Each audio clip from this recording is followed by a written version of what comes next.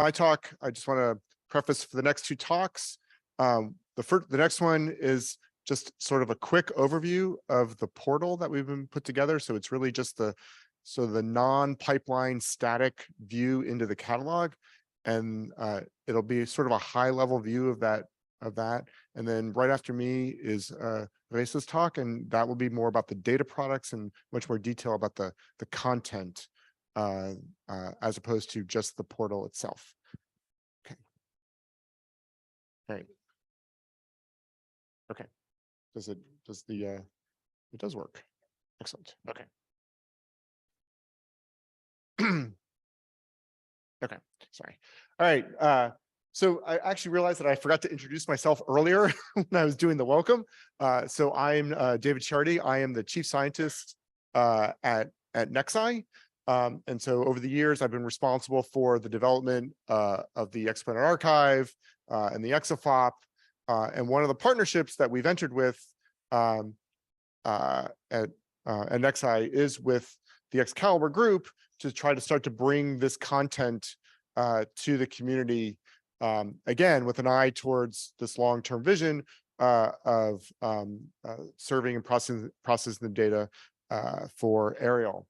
And so what we've done is we've put together a portal, which is built off of basically the visualization part of the Excalibur pipeline. So Mark talked through all of the different processing and pieces, but Excalibur as a tool has a visualization component to it. And so what we've done is we've ported a static version thereof down into IPAC-NExScI and starting to provide that to the community.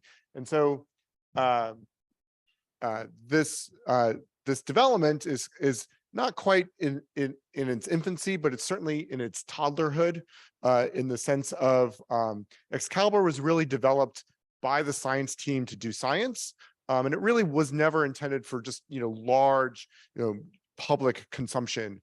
I mean, we get literally hundreds of thousands of accesses to the Exoplanet archive, every day. And so the goal was to understand how we could take this great service and make it something consumable by the public as the team has begun to publish its products. So this Excalibur public portal release is the static version of the catalog, and there's the URL at the bottom. There it is at the bottom. And so while this is an early release, we're still looking to turn this into a more public consumable service. It is still possible that there are now 150 people in this room and online, and it's very possible you could all bring it to its knees in the next 30 seconds. So please don't do that. All right. So the URL, this is simply the front page. What I'm going to try to do is just walk through bits and pieces of this portal. Any detailed questions about the data, and I think would be best left for Resa's talk after mine, where she talks more about the data products themselves. And so it's really simple. There's really not a lot to the service. And so I'll try to walk through certain pieces of this in the next, 10 minutes, 5 minutes. All right. So I realize I had the wrong number here, but that's okay. There's roughly about 60, where did the mouse go? There it is. You really have to be patient with the mouse. Roughly about 60 targets observed with the cameras, as Mark was talking about. And the goal here is to periodically update the content of this as the team publishes data and releases it to the public. So for somebody who's coming into the service without having any real experience with the content, probably the most useful part is to go to the primary table. And this is just a list of all of the targets, and this extends down to the bottom of the screen, and then a listing, really struggling with the mouse, and a listing of all of the products that go with it. And so the links, there's a visualization page that goes with each of the data product.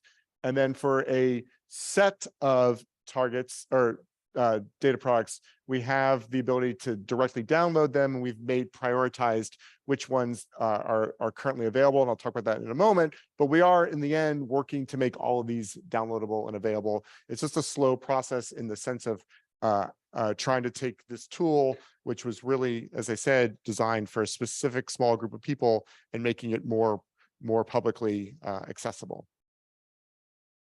So on this primary table, you'll see these little pillboxes, and these are the links, the direct links to get to the content.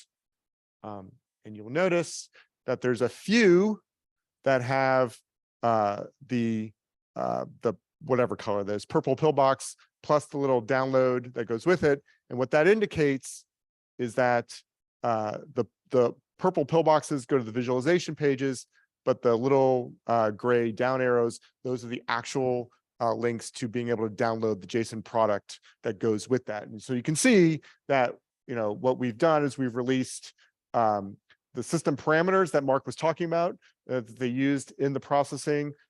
We've released the actual transit spectrum and the transit light curve, and then the service retrieval data product that Gail's going to talk about later on in the day. So we prioritized what we thought were the high-level science products that people might be interested in, and then we're slowly working backwards to try to figure out how to get the rest of it released.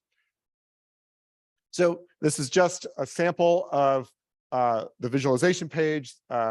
This is GJ1214. I just picked it because I think it's a pretty transit light curve. But this is just, you can see the this is just a sampling of the visualization page, and then this is a sampling of what the JSON product looks like that goes with it, so that it is consumable in an API kind of fashion. This is just another example of the Cerebus output. You can see the plot that goes with the spectrum and the retrieval, and of course the output that goes with it. And then I picked this in particular just because NexScI is responsible for the exoplanet archive. I just wanted to show that these are the parameters that were dragged out of the archive that the Excalibur pipeline used. And again, it's all available as a downloadable product. And this is really important, as Mark was indicating, that one of the purposes of Excalibur is to chain all these things together, right? So that you know that they go together. And one of the most important things is not just how you extract the data, but all of the actual physical parameters that went in, all the system parameters that went into the development. All right. So one really useful thing just in general is that there is this URL on the bottom. This is an extremely useful bit of code. It provides a JSON structure of all of the holdings that are in the catalog as it currently stands. And one of the things that's really useful that goes with it is that if that product is downloadable as a JSON structure, there's the URL that goes with it. Right. And so this is an extremely easy way of accessing. Here's the content of the catalog as a whole, and here's a place where I can download the data that go with it. In the long run, we have to think about how we're going to actually do this, because as the catalog grows, in the era of JW and Ariel, the content of this catalog is expected to be hundreds to thousands of targets. And so we have to figure out the right way of producing it. But for right now, for a catalog of 60 targets, this is extremely nice way of understanding what the content is and parsing through the JSON structure so you can get to the files for the right target. Okay. We are working on a tutorial page. There is a bit of a help page that goes with it. It's available from the front page down here. These Excalibur notes. Mark did a nice job of writing this up. What hasn't happened yet is what we want to do is then take the work that we've done for this workshop and actually make this part of the tutorial as well. When Reza goes through her goes through her presentation. It's a really nice notebook that we can then use as an examples and stuff like that. All right. So with that, I'll actually stop talking about the portal.